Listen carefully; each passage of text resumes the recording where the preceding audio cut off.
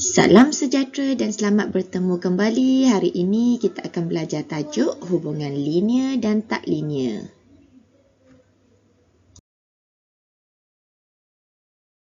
Okay, hari ini kita akan belajar bab 6, hukum linear. Kita tengok dahulu kata-kata kunci yang anda perlu kenal. Mesti kenal apa maksud hubungan linear, apa maksud hubungan tak linear, bagaimana rupa graf hubungan linear dan hubungan tak linear. Kemudian kita ada kaedah pemerinyuan tu apa dan mesti tahu macam mana nak melukis garis penyuaian terbaik.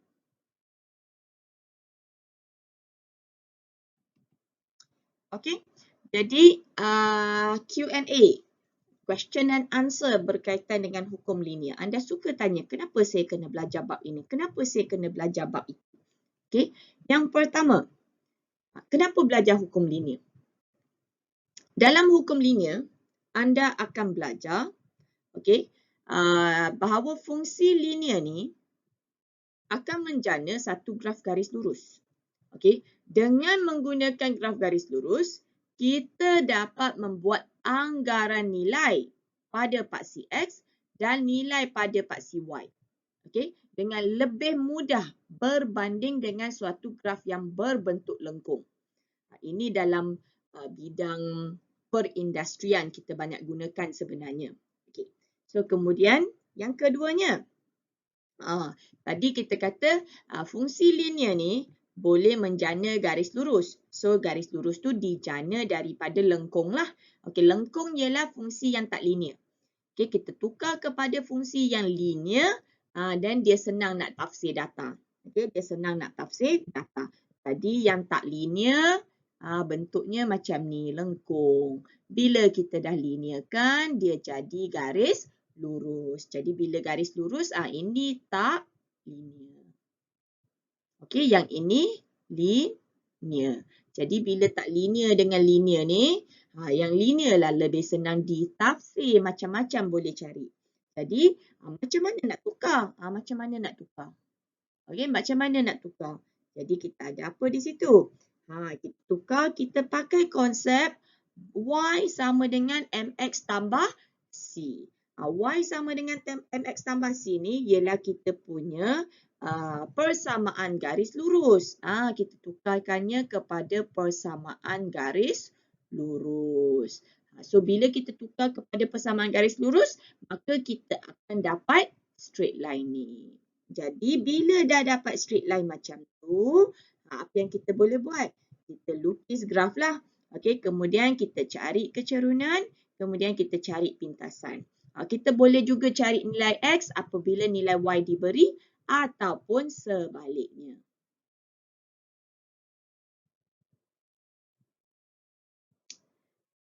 Kita tengok step-step yang kita perlu lakukan untuk kita menukarkan suatu persamaan yang tak linear, fungsi yang tak linear, pergi ke fungsi yang linear. Langkah pertama ni, kita tukarkan paksi Y kita mengikut graf yang diplot. Okey, kita tukarkan paksi Y kita mengikut graf yang diplot. Selalunya dalam soalan tu dia dah ada bagi tahu kita dah nak plot graf log Y melawan log X. Okey, ataupun nak buat graf Y kuasa 2 melawan X kuasa 2. Jadi kita punya fokus adalah paksi Y.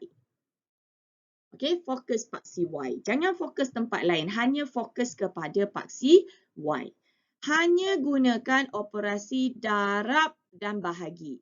Okey, so maksudnya kita nak tukar nilai paksi Y tu, kita guna operasi darab dan bahagi je. Tak ada operasi tambah, tak ada operasi tolak. Kadang-kala kena guna hukum log. Jadi bila you tengok soalan tu paksi Y-nya adalah log Y, of course lah kena guna hukum log. Kalau tengok dia punya paksi Y tak ada log, maksudnya tak perlu guna hukum log. Hanya guna operasi darab dan bahagi. Okey, yang keduanya. Lepas kita dah tukar paksi Y dengan membahagi atau mendarab dengan nombor ataupun pemboleh ubah yang tertentu, langkah kedua ialah kita mesti make sure susunan dalam bentuk Y sama dengan MX tambah C. Okey, mesti dalam bentuk Y sama dengan MX tambah C. Maksudnya kita nampak paksi Y-nya apa, kecerunannya apa, paksi X-nya apa dan C-nya apa. So kalau you dah susun tu, tapi you tak nampak Y sama dengan MX tambah C, maka atas ni dah terbuat kesilapan. Okey, kalau atas ni langkah ni dibuat dengan betul, mesti jumpa bentuk Y sama dengan MX tambah C. Kemudian kita akan compare lah. Okey, kita akan pastikan kita punya paksi Y dan paksi X sama dengan soalan. Tak kiralah soalan tu suruh lukis graf ke, soalan tu dah bagi graf ke, dia mesti ada paksi Y dengan X di situ. So, pastikan bila kita dah susun, kita punya paksi Y sini. Okey, dengan kita punya paksi X sini, itu paksi X, mesti sama dengan graf. Okey, mesti sama dengan graf. Okay, seterusnya. Seterusnya kita buat apa? Kita kena labelkan Y, MX dan C dengan jelas. Kita kena label. Label lah lebih bagus. Kalau tak tunjuk dengan arrow-arrow pun boleh jugalah. Tapi kalau boleh yang paling cantiknya ialah kita tulis Y sama dengan M, ada kurungan. Kemudian X, kemudian tambah C. Macam tu lebih jelas. Lebih jelas. Kalau MX ni ada kurungan ni lebih cantik cara penulisannya. Seterusnya, kita kena buat langkah lengkapkan jadual nilai. Okey, lengkapkan jadual nilai. Kalau perlu lukis graf lah. Okey, kalau perlu lukis graf, selalunya kita kena lengkapkan jadual nilai. Maksudnya kita bina jadual, kita isi nilai-nilainya dan kita pastikan kita lukis graf tu ada pintasan Y. Okey. Kita mesti ekstrapolasikan graf tu sampai ada pintasan Y. Jangan biar graf tu tergantung kerana kita akan guna pintasan Y tu. Maksud ada pintasan Y ialah macam ni. Jangan stop graf di situ. Okey, jangan stop graf di situ. Sambungkan bagi nampak. Okey, bagi nampak dia potong paksi Y. Itu maksudnya pintasan Y. Okey, itu maksudnya pintasan Y. So, akhir sekali, kita kena buat pengiraan lah. Okey, so oleh kerana soalan ini adalah soalan yang melibatkan garis lurus, Y sama dengan MX tambah C. So, kita sering kali, almost semua soalan, kita cari kecerunan, kita buat perbandingan nilai antara kecerunan dan juga pintasan Y.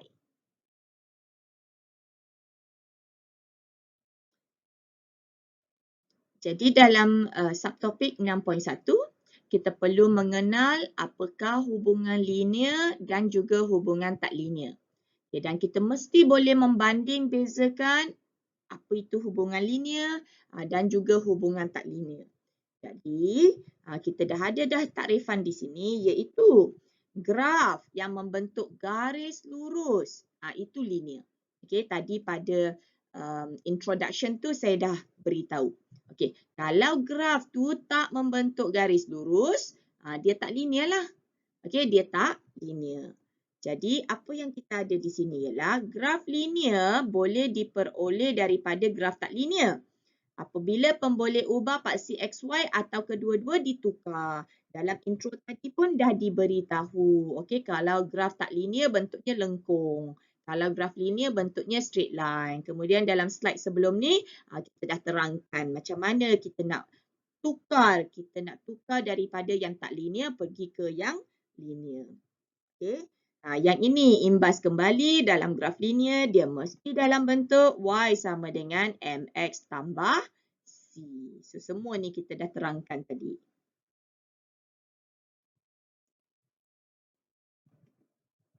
Jadi kita lihat contoh satu ni.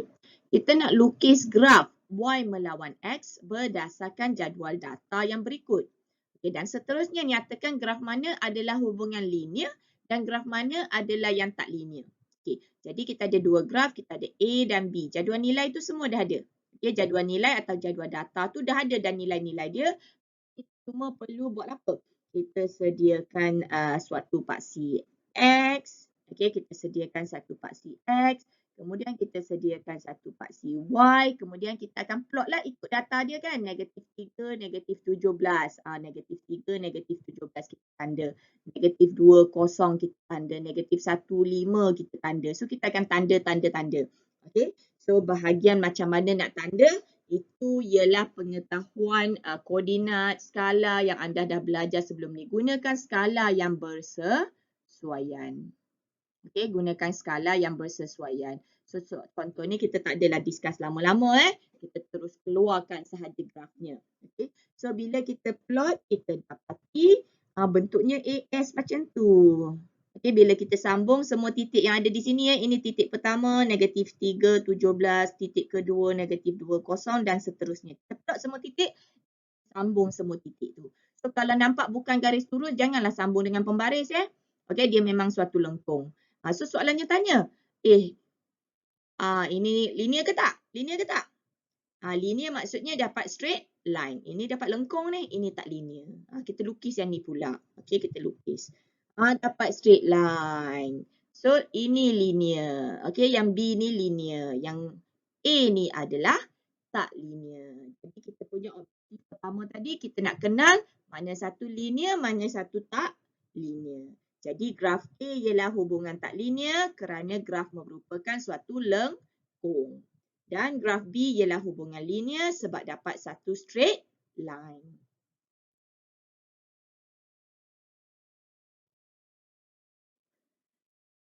Baik, objektif kedua, melukis garis penyuaian terbaik.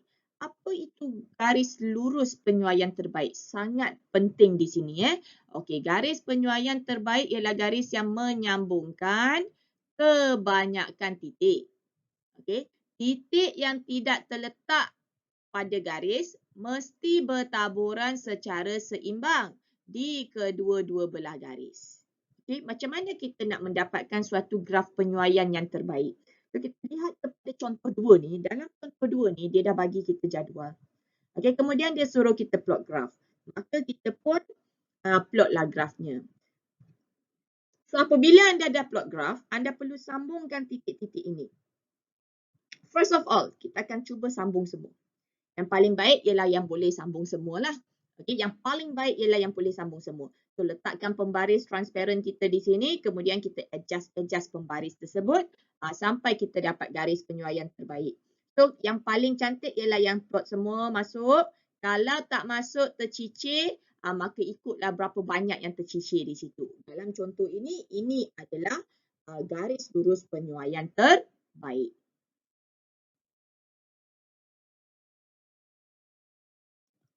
Okay. Contoh-contoh garis penyuaian terbaik. Macam mana nak lukis garis penyuaian terbaik? Ini ialah yang paling baik. Okey, kerana apa dia paling baik? Semua titik terletak di atas garis lurus. Okey, semua titik terletak di atas garis lurus. Ini nombor 1 paling baik. Okey, nombor 1 paling baik. Yang ini garis lurus penyuaian terbaik ke? Ya. Ini adalah garis penyuaian terbaik, garis lurus penyuaian terbaik. Sebab apa? Sebab kebanyakannya masuk. Okey, kebanyakannya masuk. Satu je tercicir. Okey, satu je tercicir duduk di luar. Majoriti dah masuk. So, ini garis penyuaian terbaik yang kedua.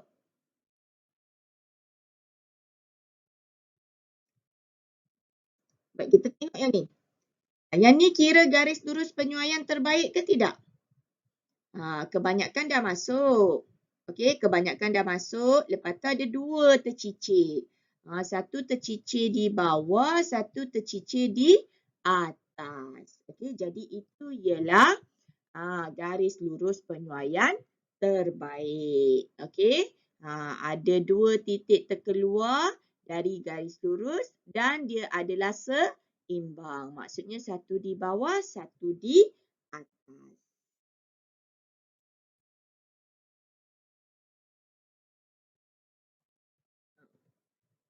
Yang ni pula, makin banyak dah terkeluar ni. Kedua je masuk. Yang ni keluar, yang ni keluar, yang ni keluar, yang ni keluar. Dah mula pening dah tu. Okay.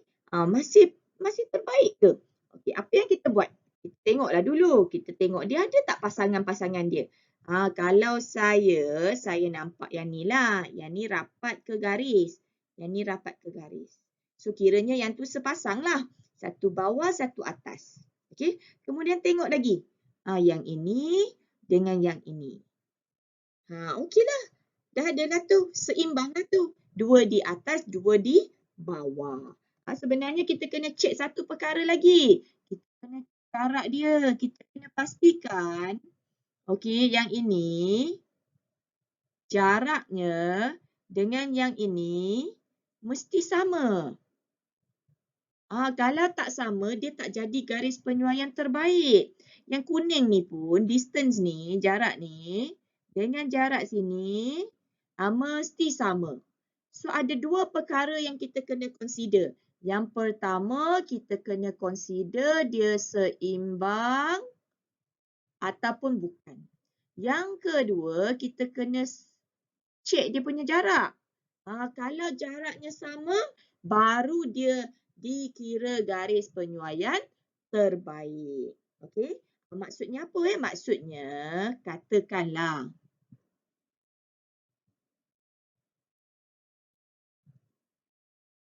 titik ni kan. Okey, titik ni kita tak ada di situ. Okey, titik ni tak ada kat situ. Kita buang titik tu kan. Kita buang titik tu. So, titiknya ada di, kita pakai colour hitam. Okay, titiknya duduk kat sini. Okey, so bila titiknya tu duduk kat situ, jadi apa yang kita nampak ni? Apa yang kita nampak? Kita nampak, tutup dulu titik tu Okey, so kita nampak apa di sini? Kita nampak macam seimbang dah. Ini kuning dengan kuning ni seimbang. Satu bawah, satu atas kan. So yang ni, yang biru ni satu bawah, satu atas juga kan. Okeylah tu, seimbang lah kan. Masalahnya ialah, dia masih bukan garis penyuaian terbaik. Okey, masalahnya di mana? Masalahnya pada jaraknya.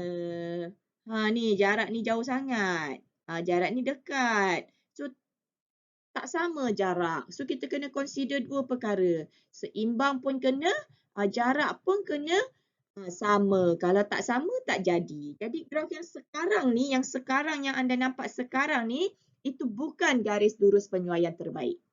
Okey, itu bukan garis lurus penyuaian terbaik. Tapi kalau kita ambil balik garis asal, yang tu terbaiklah. Sebab apa? Sebab jaraknya sama. Jadi ini ialah garis lurus penyuaian terbaik. Sebab 4 titik terkeluar dari garis lurus dan seimbang. Yang penting seimbang. Okey, tengok consider dua perkara. Contoh seterusnya. Satu pun tak masuk. Satu titik pun tak masuk. Nampak tu? Satu titik pun tak masuk. Tapi adakah dia garis lurus penyuaian terbaik? Kalau you letak pembaris lah, you rasa boleh sambung tak titik-titik ni kalau kita letak pembaris? Okey? Jadi dalam kes ini tidak mustahil berlaku di mana satu titik pun tak masuk. Tetapi itu adalah garis penyuaian terbaik. Macam mana tu? Tak kena pun. Kita ada konsep. Konsep kita ialah dia mesti seimbang. Jadi kita tengok. Yang ini dengan ni. Seimbang kan? Lepas tu jarak dia sama kan? Jarak dia sama. Yang penting dia seimbang dan jarak dia sama. Okay, lepas tu, yang ni dengan yang ni. Seimbang, jarak sama. Okay, jarak sama. Kemudian yang ni dengan yang ni. Seimbang, jarak dia sama. Jadi oleh kerana dia seimbang dan jaraknya sama, walaupun tak ada kena satu titik pun, tidak mustahil keadaan ini boleh berlaku, satu titik pun tak kena, namun itu adalah garis lurus penyuaian terbaik. Sebab semua titik terkeluar tapi seimbang. Okey, tapi seimbang. Yang penting dia seimbang. Okay, yang ni. Yang ni garis penyuaian terbaik ke? Garis lurus penyuaian terbaik ke? Nampak banyak dah masuk dah ni. Ini masuk. Satu terkeluar bawah, satu atas. Okey, cantik dah. Cantik dah. Satu bawah, satu atas. Okey, dah cantik. Garis penyuaian terbaik ke? Garis lurus penyuaian terbaik ke? Siapa kata ya? Siapa kata tidak? Bila anda kata ya atau tidak, anda mesti memberi justifikasi. Mesti consider dua perkara. Seimbang tak? Seimbang. Satu bawah, satu atas. Apa tak seimbangnya? Seimbang. Consider yang kedua. Jaraknya macam mana? Satu dekat, satu jauh tu. So, jaraknya tak sama. Maka, itu bukan garis lurus penyuaian terbaik. Apa sebab? Sebab dua titik tu terkeluar. Okey. Lepas tu jarak tak sama. Okey, jarak tak sama. Bila jarak tak sama, dah bukanlah garis penyuaian terbaik.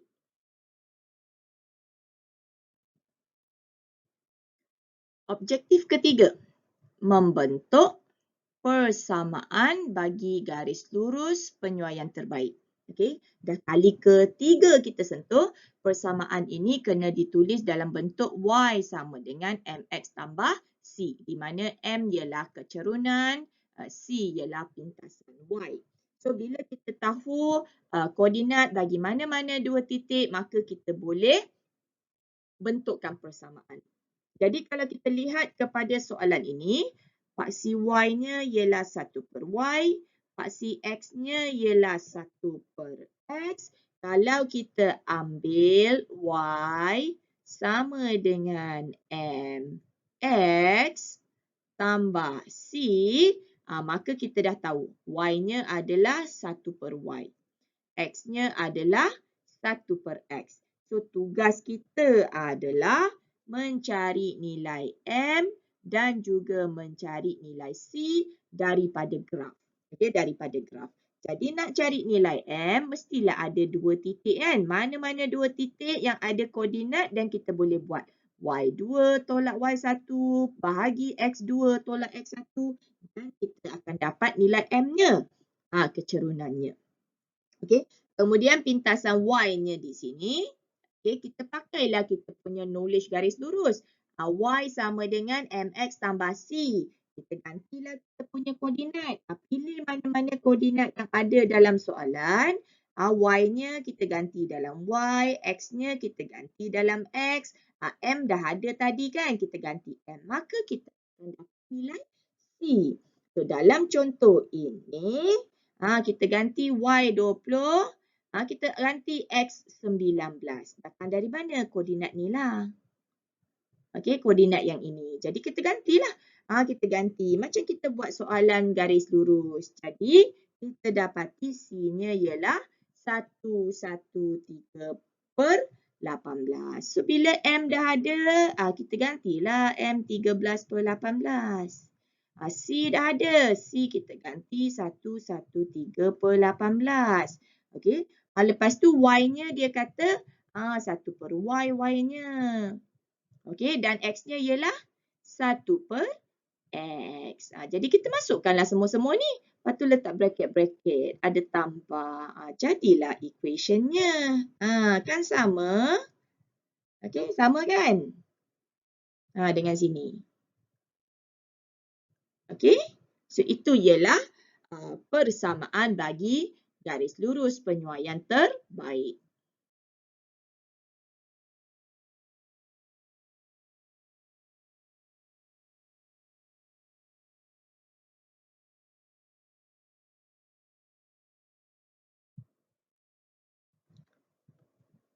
Baik, ini adalah satu contoh soalan panjang di mana kita perlu plot graf. Okey, plot graf apa? Plot graf Y melawan X. Okey, jadual dah ada XY semua kan? Okey, jadi bila kita plot graf, selalunya ada skala di situlah ya. Okey, 1 cm kepada 1 unit, 1 cm kepada 2 unit. Dan kita kena plotkan graf tersebut di atas kertas graf mengikut skala yang diberi. So, kemudiannya kita kena lukislah kita punya garis lurus penyuaian terbaik. terbaik. So kita akan letaklah pembaris kita di situ, adjust sampai kita dapat yang terbaik seperti yang kita dah bincangkan sebelum ini. So daripada graf, kita akan baca pintasan Y-nya, kita cari kecerunannya dan kita tentukan persamaannya. Okay, kita buat banyak step dalam soalan ini. So bahagian lukis graf, kita tak perlu plot satu persatu lah.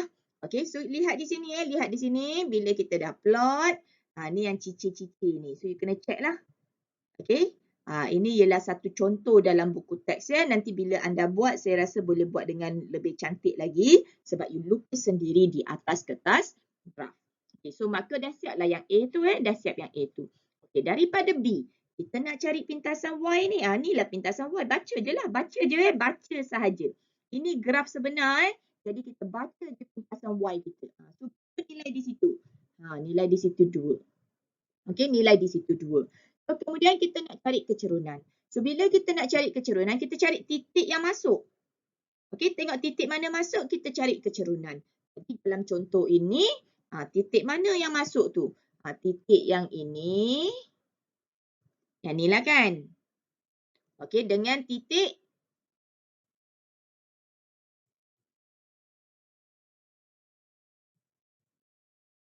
ni. Okey, dengan titik 02. 02 tak ada dalam jadual pun tak apa. Asalkan titik tu dah ada terletak di atas garis lurus. Selalunya saya minta label. Okey, label.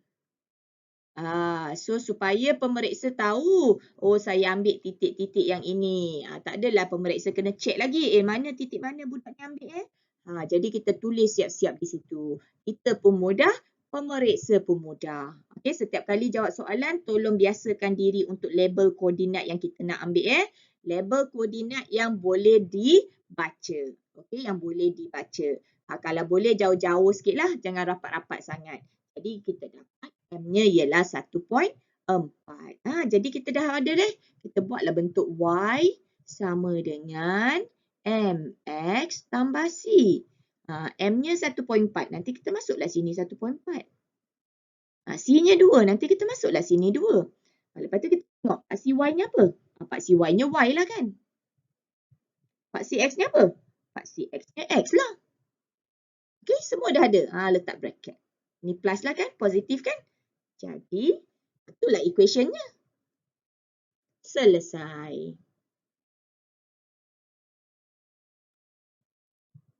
Bahagian terakhir dalam subtopik ini, kita perlu mentafsir maklumat.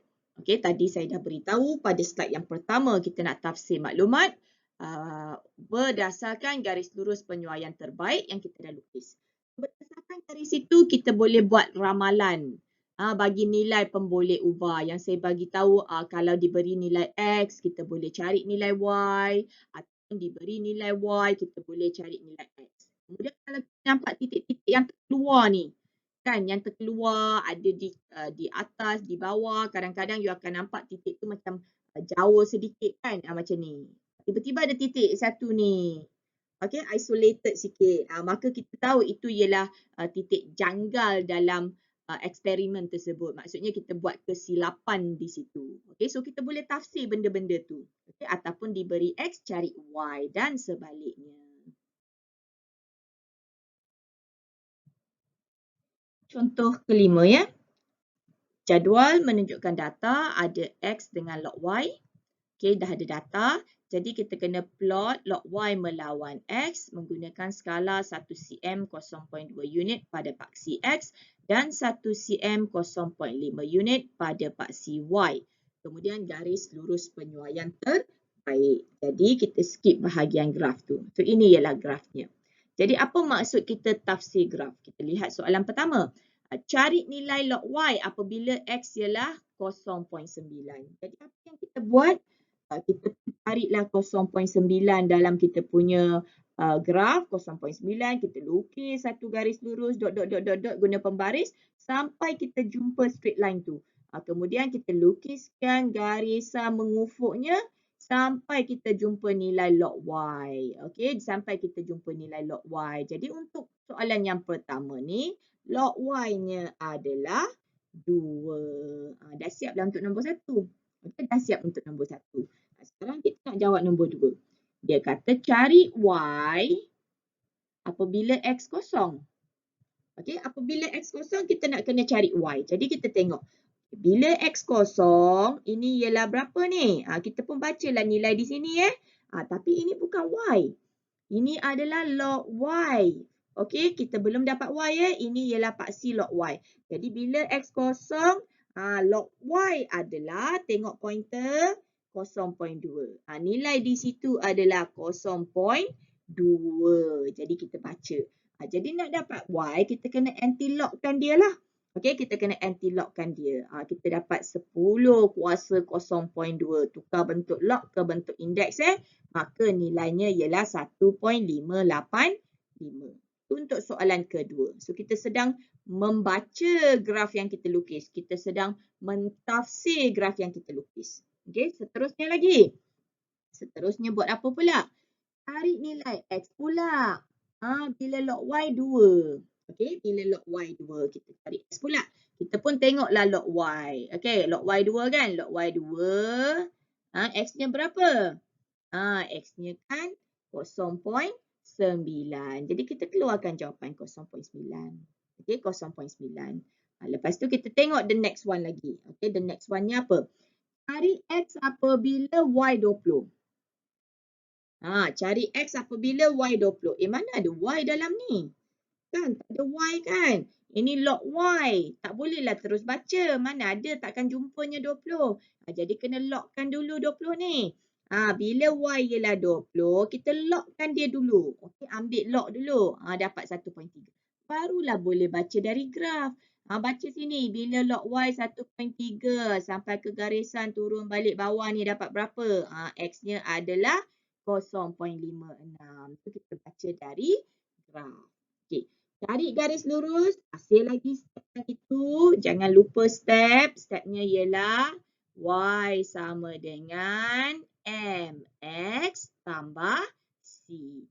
Tentukan M, tentukan C. Tentukan M pakai formula Y2 tolak Y1 bahagi X2 tolak X1.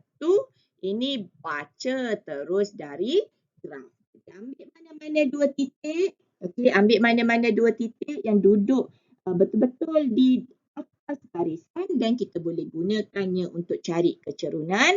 Jadi ini ialah contoh bagi soalan yang ini.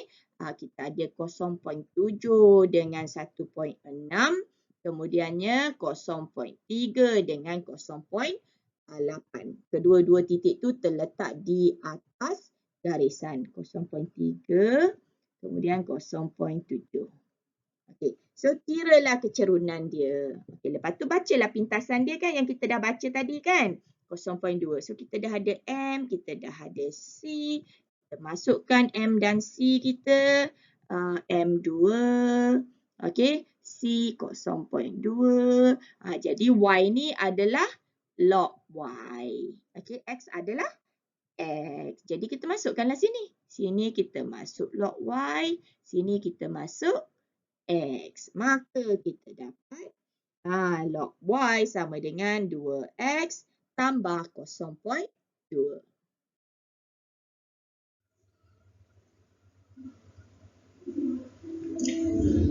Sekian sahaja untuk hari ini. Terima kasih. Jumpa lagi.